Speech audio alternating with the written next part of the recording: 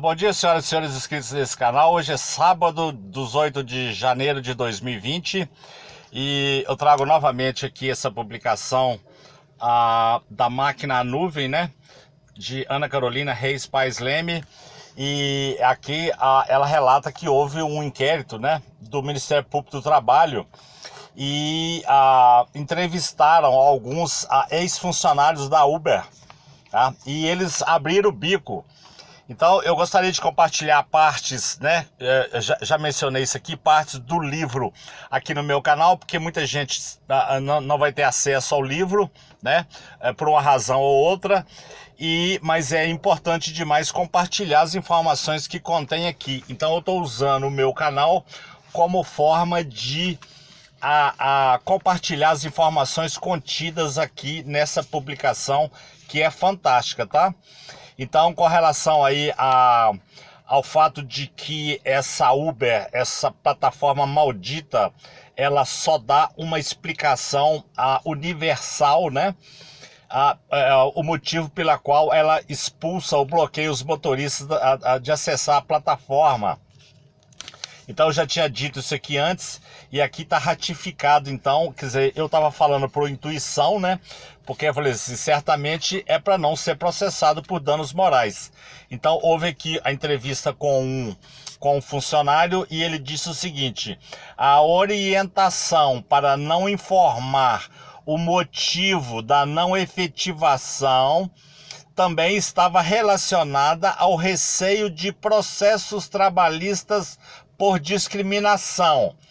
Como é que você vai falar com o cara? Você vai mandar o motorista embora e vai falar que ele foi mal educado com o passageiro. Tem que provar, né? Qualquer coisa que ela disser, ela teria que provar isso. Então, a plataforma poderia ser processada aí principalmente por danos morais. Então, a razão pela qual ela tem uma explicação universal é mau uso do aplicativo e não explica exatamente que mau uso é esse, tá? Então, aqui entrevistaram um tal de Filippo Rene Araújo, nesse inquérito aqui do Ministério Público do Trabalho. Contratado logo no início das operações da empresa Uber neste país, isto em maio de 2015, como gerente geral. Olha bem, ele foi gerente geral.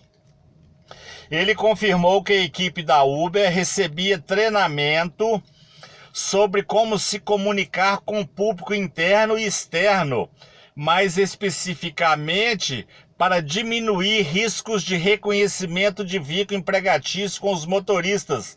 Então, assim, todo o cuidado na hora de se expressar, seja com os colaboradores internos do escritório, seja com os motoristas, seja com o público em geral.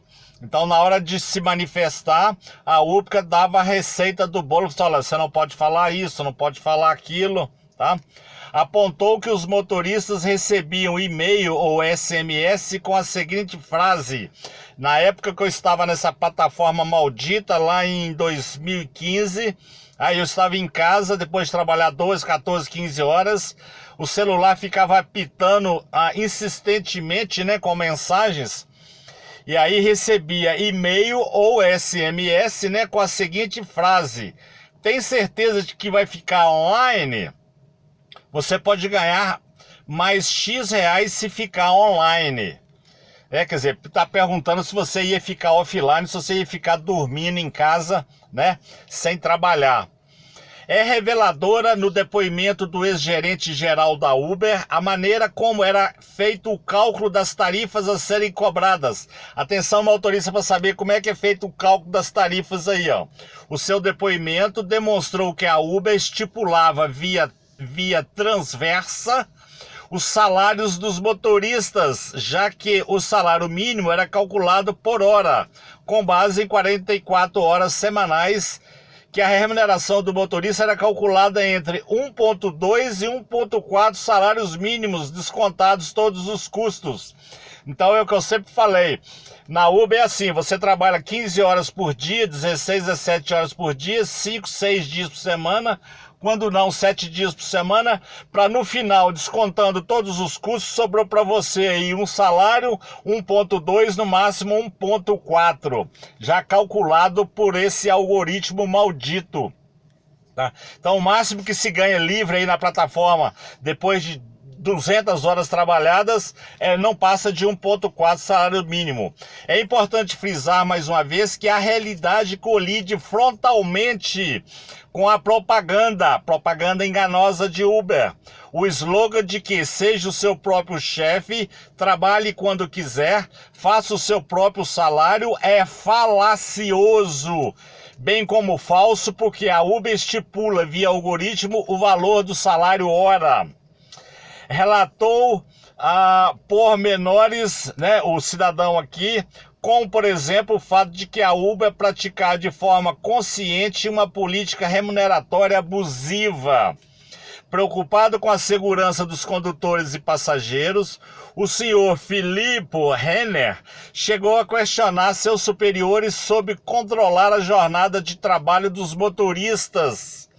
Porém, contudo, todavia, afirmou que recebeu as seguintes respostas, abre aspas, também foi, não podemos controlar a jornada porque isso seria um risco trabalhista, fecha aspas. Então, essa picaretagem, essa bandidagem dessa empresa maldita, criminosa, falaciosa, tá? Aqui desnudada nos depoimentos desses funcionários. Tem mais 2 depoimentos aqui que eu quero voltar e trazer para os senhores para compartilhar essas informações que vieram de dentro dessa organização criminosa chamada Uber. Se você gostou dessas informações, deixe seu like. Se puder, por gentileza, continue se inscrevendo nesse canal. Tenha um bom final de semana.